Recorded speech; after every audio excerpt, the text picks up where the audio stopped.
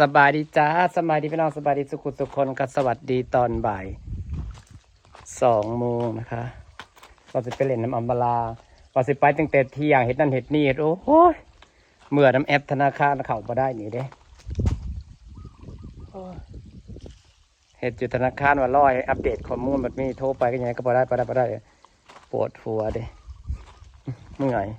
หาหลินน้ำโมก่อนคลายเครียดป้าแต่บ่ได้บ้าดนมาเห็นเฮือนหลังบักไงบักงามหนึ่งสมเฮือนงามก่อนเด้อคักกันคักแล้วเห็ดข้างหน้ากว้างนี่นะบ่ได้บ้า10 ปีลำ20 ปีลำเห็นกวางมายามมั่งเจ้าอยากสุมาติลมป้าลมหนาวบ่จะผมเป็นจักปีเลยบอกเขาบ่ได้มาดีนะ 2-3 ปีแล้ว2-3 ปีจนเฮือนนี่แล้วแต่มันฝนตกจากเขาพวกเจบ่ได้มาฝนตกที่ว่ากันมากินอีหยังมันก็ไม่เห็ดกินแค่อัมมาลานะจนเพิ่นมีเฮือนหลังใหม่แล้วพี่น้องเอ้ยเฮือนหลังบักงามหนึ่งขึ้นมื้อใดใช่ว่าสิจ้างมาลำเหลืองบุญปีใหม่นี่มาเด้อสิเซิร์นอยู่ปีใหม่สากลนี่ได้วันที่2 เดือน 1นี่เจ็ดบุญเฮือนตั้งนี่ไปบ่มาลำแต่สิลงเดินบ้านมันคือสิบ่ได้ดอกแถวนี้เนาะบ่ได้ดอกมันหน่อยโพดพอแล้วเดินมันก็บ่ได้ไกลเฮือนเฮาเป็นไงเห็นตาพอดอกเผาแต่งานงามเพิ่นมีงานงามเพิ่นบ่มาพี่น้องโอ้บ่ได้ว่าเผาดอกคนเฮาคนมีเฮือนแหละมันเป็นความรู้สึกได้มันคิดฮอดได้บ่อยากไปใส่ได้มันอยากอยู่แต่ในเฮือนอยู่แต่ในเฮือนอ้ายก็ยังงั้นไปเรียกอยู่เพิ่นก็บ่จักก็คิดฮอดได้คิดฮอดมันเฮานึงเฮาลงมาก็ได้อนามัยได้เบิ่งได้แม่นอันนี้แบบอีพ่ออยู่ผู้เดียวเนี่ยก็ได้เที่ยวลงมาเบิ่งแม่นก็จะไอ้แก้วยังลงมาเฮือนดูจักห้องไอ้นอนอยู่ห่มไผ่เพิ่นได้นี่งานการนั้นเมื่อยการแฮงก็มาชมเพื่อนไอ้แก้วบ่ได้มาจักเถื่อพี่น้องตัวนี้จนเพิ่นเฮ็ดเฮือนหลังใหม่มาแต่เฮือนหลังเก่าผู้มากินข้าวเฮือนหลังเก่าไปเงินจ้าตั้งแต่เฮือนหลังเก่าจนบ้านหลังใหม่แล้วพอได้ปีต่างคนต่างคือกันนั่นแหละก่อยก็จนเฮือนจนแล้วจนเก่าเลยเฮ็ดสวนเฮ็ดหยังแม่นอันนี้ก็เพื่อนเพิ่นจะแล้วจนอีหยังแล้วจะได้มายังบ่แล้วดอกมันยังมีอย่างเฟอร์นิเจอร์ขาดแต่เฟอร์นิเจอร์เนาะอันนี้คนก็บ่ได้ครัวบ่ได้จักห้องไอ้นะ3ป้า4พุ่นติ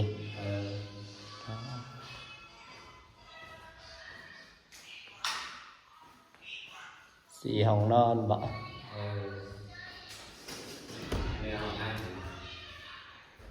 พอดีข้างนอกก็ซับนี่พอดีแหละสิเอาไว้ยังกว้างเด้เนาะว่าสิเอาไว้ยังกว้างในซับนี่ก็โอเคแล้วล่ะเพื่อนคอยแห่งกันห้องเรียนตะเกาะแต่ว่าเพื่อนคอยมันบ่ได้หลังใหญ่มันคอยห้องเดียวอันนี้ไว้ผู้เดียวนะก็บ่ได้ห้องนอนแล้วก็ห้องข้างนั่งเล่นแล้วก็ห้องเสื้อผ้าแล้วก็ห้องน้ำเท่านั้นเบิ่งมันจะคือใหญ่บ่ได้ใหญ่แต่มันใหญ่ข้างนอกคือซื่อมันจะตามดีมันมีสวนมีมันจะคือใหญ่น้ำสวนซื่องามบ้านก็เลยจัดสรรงามแล้วคอยแต่งสวนลายมันเลยจะคือใหญ่น้ำสวนที่จริงเฮือนบ่ได้หลังใหญ่ได้เฮือนซ้ำเสาเก้าต้นนี่นะห้องนอนห้องเสื้อผ้าห้องน้ำแล้วก็ห้องนั่งเล่นแล้วก็ครัวข้างหลังน้อยๆแล้วก็มีเกาะข้างๆบ่อนจอดรถแล้วก็บ่อนนั่งเล่นหลักเบิ่งแล้วมันจะคือหลังใหญ่มันเราแต่งสวนเด็กดอกไฟมันไม่มีปัญหาเลยจะต้องแต่งดอกไฟมันอยู่แล้วก็ขาดเป็นน้ำดอกไฟลงมาจากมือนี่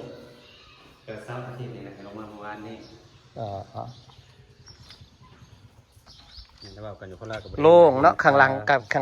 กว้างในข้างหลังกับกูได้ข่าวมึงสิมาเห็ดตาเป็ดกูเลยน้ำมากูอยากกินตาเป็ด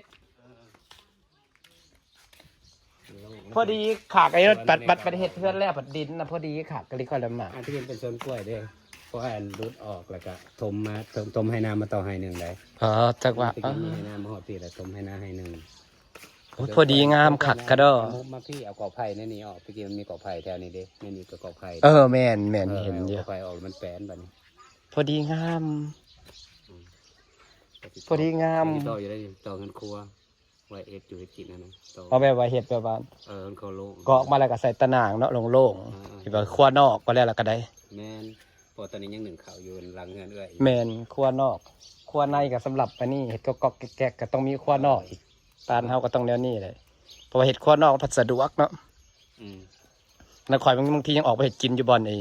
ดังเพื่อนดัง บ่อนจอดรถดังไฟกับเตากับพื้น แล้วว่าบ่อยากดังอยู่ไหนเพราะใส่ไปดอกไปด่านประจำควันมันอุดมันยัง เหม็นพร้อมได้ บอก ขนาดเฮาไปว่าเฮาปิดคักแม่สุดท้ายควันมันก็อู้เข้าห้องเฮือนได้ อืม งงบ่บางทีน่ะบางทีเฮาเฮ็ดกินอยู่เฮือนครัวน่ะบางทีนั่นที่จริงมันก็ผ่านห้องนอนมาตั้งอีกห้องหนึ่งแทบประตู ยั ไง งได้กินควันไฟ ตอนแล้วเฮาไปเปิดห้องนอนเฮาเข้าไปได้กลิ่นควันไฟได้ กินน้ำเสือน้ำปลาเองเนาะ แม่นจะมันเหม็นจะมันเข้าไปแนวใด อืม เหม็นเข้าไปในพวก เขาเอาเลย โอ้ยเดินกว้างมันก็พอนี่แล้ว อะไร งามเฮือนคันมีเดินกว้างนะ ปีใหม่เชิญลง โดย ที่สองพอดีปีใหม่มาเบิ่งหมอลำนำกันมาบุญนำกันเจ็บก็ โดยสิว่าสเวียกดอก สิตั้งกองบุญให้มันเย้ อันนั้นก็ พอดีครับ ต้นไม้ก็ยัง โอ้ยคอยเดี๋ยวคันเดินคอยซ้ำนี่แล้วคอยจัด กล้าต้นไม้อันเป็นแถวหน้าบ้านเจ้าเนี่ยบ่ยันว่ากล้าใส่บอกใส่เบาไว้ ต้นไซเกาหลีนะ ต้น กล้าอยู่ได้ กล้าลายๆนี่เด้อ มันหักต้นน้อยจะ เพื่อสิเลี้ยงง่าย คือเจ้าหันแล้วอย่าปลูกเป็นแถวคือ โอ้ย คือเจ้าหันนะ พอดีงามเลยเนาะ ใส่ทั้งหน้านี่โบราณเราอย่าปลูกเพราะมันมี อันนี้ปลูกใส่นี่แล้วก็อ้อมมันนี่เนาะ อืม อันนี้มันมีต้นไม้ใหญ่เลย อืมโอ้ยอันนี้ก็ห้ากระปุกนี่ละห้ากระปุก คอยน้ำหมักต้นไม้กล้าอยู่ได้ ต้นคูณเขาว่าตายถ้ามันดวงกินบริอีสันตายในเดือดตาออกเลยไปกรรมต้นคูณในนี่นะ พอด้วงกิน โอ้ยเดินนะพอดีงาม นี่คือซิปเป็นตายมันแน่ อีหยังเดี๋ยวนี้นะอีห่ามึงสิภาษากระแสใหม่เอาได้ผัวใหม่แล้วบ่กูบ่มาแป๊บเดียวมีผัวใหม่เลย คนมาเนาะ มาเนาะบ่เฮ้ยกูบ่มาหาคู่หาหมู่จดหมู่น่ะมีหลักมีผัวติเบย อีอันนี้ผัวหมู่พ่อคู่กัน โอ้ยจะมาแหงกูเดียวตบปากอยู่บอกว่าเสียบคนมาขายหมูมาหักหน้าหมู เออ โอ้ย บริวันนี้บดิวกันรวมนะบดิวกันไว้ มันกำลังว่าสิตัวก่อนมีผัวบ่ดินะ เราเป็นห่วงพุทธ อันก็ยังว่ายืมเลยชั่วคราวเออ ขอยืมชั่วคราวเหรอ มาจิมาเลี้ยวเมืองกู กูอยากจะบริ มา กิ จิ น มาเลี้ยวเมืองหนาเขาตีอีอันนี้ก็กระดูกมึงมีแฟนเนาะก็กระดูกมึงมีแฟนกูก็ดีใจแต่ว่าหมูน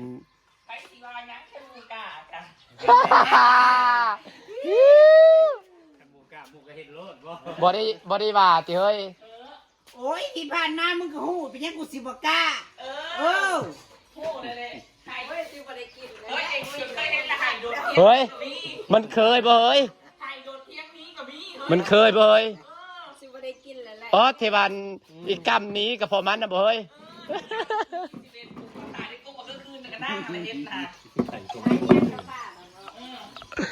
เอ้ยตาย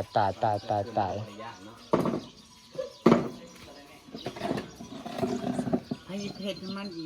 กกูอีกแล้วมือน่ะก็ อหย่าง เป็นมากไม่เงินไม่แต่คันตัวเฉพาะตัวเองว่าคันอยากก็ไม่แต่เอาแบบเขาเห็ดสำเร็จมา อ๋อ เป็ดกับไก่หลายๆนึงก็ มันเห็ดยากเห็ดเป็ดนะ เขาไอ้กินหน่อยลงมาสิไปปี บ่ใครดอยอ๋อมันเซียนเอาน่ะคันได้เห็ดของพวกนี้น่ะแล้วโลดคั่วเป็ดคั่วไก่ได้ยับ จมอยากมาอยากนั่งอยากไปเรียนน้ำมาลาอยากไปเรียนมื้อนี้เราลงใส่กล่องป่วยแก้มต้องเอาตะปูใส่กล่อง คันคั่วเป็ดคั่วไก่น่ะยอมโลดเท่านะขนาดคั่วปลาตัวใหญ่ยังคั่วบ่ได้เป็น เรื่องเป็ดเรื่องไก่เราถนัดแต่รักบอก ขนาดต เป็น ลาด ครัวเรา ทรัดรักมันได้อีนี่ได้ เฮ้ยจับมาแล้วกับเป็ดนั่นคอมันกับบเรืออันนี้ฮะไว้มันกินได้มันดึกกิน บ่ หัวมันดึกอิ่มเบิดบ่ ว่าสิปิ้งหัวเป็ดเพราะว่าดึกถึงแล้ว ลงตลาดเรียบร้อย ไปแม่งเผ็ด กูแห้งแล้วได้เห็ดเป็ดเห็ดไก่ชิวๆแต่นอนเล่นโทรศัพท์ชิวอยู่คนเดียว มีบุญเอ้ยว้ายว้าย มึงบ่เป็นหยังหรอกมึงคือคิด กูจะถือขิดกูคิดมากถือขิดมาให้กูไปขาดซันผู้ที่หานี่เห็ดยังเฮ้ย แม่ขนมจ้า อันนี้นะแพ็คขายนี่คือแพ็คสด ไปโลแล้วก็ไปเลาะขาย อ๋ออ๋อหลอกแบบว่าตัวหลอกขายตามบะโรงเรียนนะ ไปขายอันแบบตามห้างคือเขาในนี่เด้อเฮ้ยแบบว่าเขาซื้อไปขายต่อเด้เขาไปเลาะส่งนะ อ๋อ เดี๋ยวราคาส่งเด้แล้วก็เอาไว้ขาย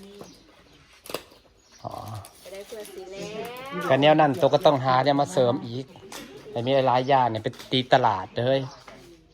เฮ้ยสั่งแบรนด์ไปเด้อเฮ้ยหาคนสั่งแบรนด์น้ำนี่คือยากแต่ว่าบอมาได้มันพอมาได้เห็ดหลายปานนั้นแบรนด์ละวันสามารถไปฝากขายตามร้านค้าได้นี่ นั่นมันเห็ดแบบมันนี่แทนจะบ้านเฮาบ่ค่อยมีมันก็เห็ดส่ง ไปยกสั่งแบรนด์มาครัวแล้วเลยเห็ดน้ำปลาเลยนะ แอะอยู่ชวนหนู แม่ไปจับมาเยอะ ยังไรจับอยู่ หมูมาแล้วก็เป็ดตายเนาะเฮ้ยเนาะ ต้ม แต่จะให้มาอยู่บ้านแนวนี้นี่ เจอสลิมเจอ ถ้าเล่นน่ะมันต้องเห็ดก็ได้มันบ่ได้จะเป็นก็ลงคลิปสม่ำเสมอก็พอ ก็ต้องยังเข้าไปสำรวจตัวเองบอก แม่นพี่เราจาสิฝากบรรยากาศไว้สำนี้นะจาบนนี้ลมพัดมาถึงพี่แต่ยินมาออละไซสิมาเห็ดเลือดแปลงให้กินก็เลยหอบมา ผัดมาหอด เห็ดแซ่บๆเด้อมึงเผื่อกูสิมาได้ สมพอจังลมสมพอจังลม มัน ตาย พักกันเศร้าหนาวมื้อนี้มึงจะว่าหลายโอเคบ๊ายบายจ้า